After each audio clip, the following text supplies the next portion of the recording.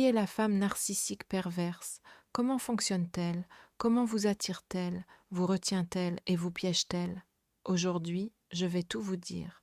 D'habitude, je parle de comment comprendre et satisfaire les femmes, mais exceptionnellement aujourd'hui, nous allons parler de comment comprendre une femme absolument déséquilibrée et toxique. Je crée ce contenu parce que je sais que beaucoup d'entre vous, hommes, ont été victimes de femmes similaires et il vous sera utile de comprendre ce qui s'est passé exactement. Si ce sont des relations passées et qu'il vous est difficile de vous en remettre, c'est tout à fait normal.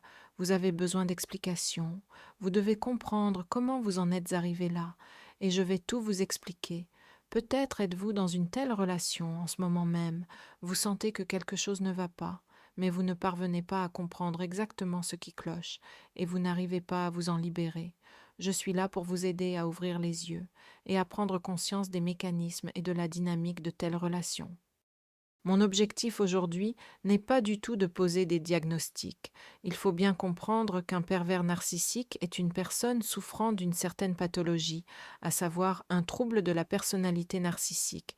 Nous ne posons pas de diagnostic également parce qu'en plus de la pathologie elle-même, c'est-à-dire une partie intégrante de la personnalité de ces femmes, il y a des cas où les femmes développent simplement un comportement typique du pervers narcissique, et ce comportement se manifeste à un moment précis, dans un contexte précis et avec une personne précise. Je prévois déjà vos pensées. Ne vous en servez pas comme d'une excuse pour elle. Ne pensez pas que si elle s'est comportée ainsi à un moment donné, elle agira différemment à un autre. Son comportement toxique a été, entre autres, provoqué par vous. Quoi qu'il arrive, même si elle change et se comporte différemment avec quelqu'un d'autre, avec vous, rien ne changera. Acceptez simplement cela comme un fait. Comme je l'ai déjà dit, le but n'est pas de poser un diagnostic, mais de tout comprendre et d'analyser en détail. Par conséquent, le matériel sera volumineux. Si vous avez besoin d'accéder à une partie spécifique, vous pouvez utiliser les timecodes, mais je vous conseillerais de suivre l'ordre narratif, car j'y ai travaillé méticuleusement pour que tout soit logique, compréhensible et que vous obteniez tous les éléments nécessaires. Comprenez aussi, dans cette analyse, je me suis concentrée spécifiquement sur les femmes narcissiques perverses. Bien sûr, il y a des traits communs avec les hommes narcissiques, mais soyons honnêtes, il existe des caractéristiques et des comportements qui dépendent du sexe. Une femme narcissique agira spécifiquement, elle aura des modèles de comportement typiquement féminins, car elle chasse les hommes. Vous comprenez bien. Naturellement, il y a des différences entre la manière dont les hommes et les femmes le font.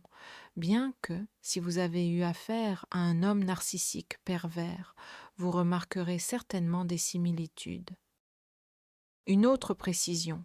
Oui, je me concentre sur les femmes narcissiques, mais avant tout dans le contexte des relations amoureuses. Il est cependant important de comprendre qu'elles le restent dans toutes les autres relations. Autrement dit, votre ami peut aussi être une perverse narcissique ou une collègue de travail. Cela peut toucher absolument tous les types de liens possibles, mais ici, nous allons convenir que je construis mon récit spécifiquement autour des relations amoureuses. Maintenant que nous avons réglé cela, nous pouvons passer à la première partie. Comme son nom l'indique, et comme vous l'avez déjà deviné, le problème initial réside dans le narcissisme, c'est-à-dire dans l'ego et l'estime de soi de cette jeune fille. Elle a une énorme blessure béante, pulsatile et éternellement brûlante dans le domaine de l'estime de soi. Elle a d'énormes problèmes et des lacunes terrifiantes à cet égard. Vous pouvez dire, beaucoup de gens ont des blessures, une fierté blessée et des problèmes d'estime de soi. Oui, absolument. Mais la particularité de la perverse narcissique, c'est qu'elle ne se considère absolument pas responsable de ses traumatismes et de ses défauts. Autrement dit, elle croit sincèrement qu'elle est une victime. Elle est dans cette position et n'a pas l'intention d'en sortir. Elle n'a rien fait pour mériter ce qui lui est arrivé. Et attendez, ce n'est pas tout. Puisqu'elle n'est coupable de rien, elle estime que les autres sont responsables de tout. Par conséquent, ce sont les autres qui doivent réparer ce qu'elle a vécu, expier et compenser le préjudice qu'elle aurait subi et subi encore. Et c'est là que ça devient intéressant. En tant que victime n'assumant aucune responsabilité pour son état, elle ne prendra pas la peine de combler elle-même ses lacunes. Non, elle ne fera rien pour cela. D'autres doivent le faire. Et comme vous le comprenez, les autres ne le font pas nécessairement naturellement, car il est naturel de le faire. Et comme vous le comprenez, les autres ne le font pas nécessairement naturellement, car il est tout à fait normal de prendre soin de soi d'abord, puis des autres. Par conséquent, elle utilisera les autres pour qu'ils lui donnent ce dont elle a besoin, pour alimenter ce gouffre en elle, pour le remplir autant que possible. Et bien sûr, comme vous le devinez, c'est un gouffre sans fond. Cette femme est une victime, souvent atteinte de délires de persécution et de paranoïa. Elle est dans une quête absolue de reconnaissance et d'attention de la part de son entourage, constamment, constamment, tout le temps. Elle a besoin qu'on la regarde, qu'on lui dise qu'elle est formidable. Elle a besoin d'une énorme quantité de réconfort et de soutien. Elle a désespérément besoin d'être au centre de l'attention. Elle l'exige et s'en nourrit. Le problème ici, c'est d'abord que ce besoin est poussé à l'extrême, et deuxièmement, qu'elle utilisera les gens pour obtenir tout cela. Malheureusement, comme c'est une personne obsédée par ses propres problèmes, qui se considère comme une victime et le reste du monde comme des bourreaux, elle manquera désespérément d'empathie. On pourrait même dire que sa compassion est absolument nulle. Elle est incapable de se mettre à votre place, incapable de vous comprendre, incapable d'accepter votre point de vue ou de réaliser ce que vous ressentez. Elle est simplement incapable de comprendre qu'elle fait du mal. Elle n'en a pas conscience. Elle comprend qu'elle peut influencer les autres parce qu'elle voit le résultat, mais elle n'est absolument pas consciente du mal qu'elle cause. Et c'est très inquiétant. C'est une personne qui va détruire son entourage, l'utiliser, le presser jusqu'à la lie, sans même s'en rendre compte. Pour elle, c'est normal. Il est normal pour elle d'être nourrie, normal qu'on lui accorde toute cette attention. C'est dans l'ordre des choses. Et nous arrivons ici à un comportement plus extrême. Pour s'élever, être reconnue et se placer au-dessus des autres, elle va les écraser. Ce n'est pas quelqu'un qui, métaphoriquement parlant, va s'envoler pour arriver en haut, c'est quelqu'un qui va marcher sur les têtes pour être plus haut. Elle va critiquer énormément et sans exception tout le monde. Elle va constamment rabaisser les autres, y compris ses proches, et surtout ses proches, d'ailleurs. En bref, c'est une personne qui peut manifester des traits vraiment méprisables simplement pour épater la galerie, pour qu'on la regarde et qu'on l'admire. C'est bien sûr déroutant, car si tout le monde comprenait la nature de son comportement, personne ne l'apprécierait. Et pourtant, elle parvient à gagner la faveur. Et tout cela parce qu'elle est une maîtresse de la manipulation. Elle joue à la perfection le rôle de la victime, celle qui ne manipule personne pour atteindre ses objectifs, celle qui ne fait de mal à personne, alors que tous les autres l'offensent.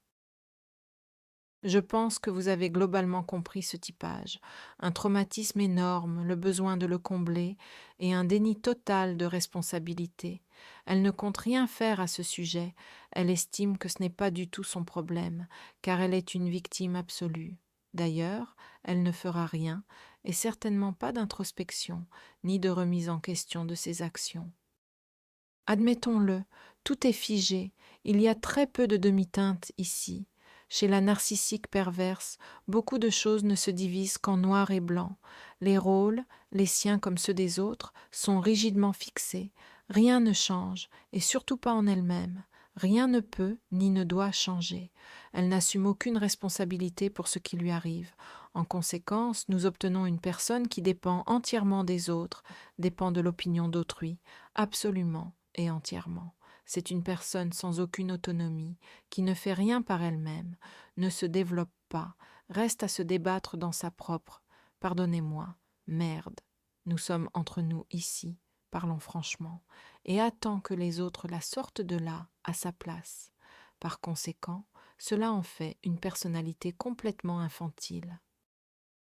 Aucune autonomie, aucune initiative, rien, car elle est une victime à 100%, totalement dépendante des autres, et pourtant, elle ne montrera jamais aux autres cette dépendance. Au contraire, elle leur fera croire que ce sont eux qui dépendent d'elle. Oh oui, elle est incroyablement douée pour cacher son besoin des autres, alors qu'en réalité, sans vous, elle ne serait rien. J'ajouterai une autre chose qu'il est parfois très difficile de réaliser.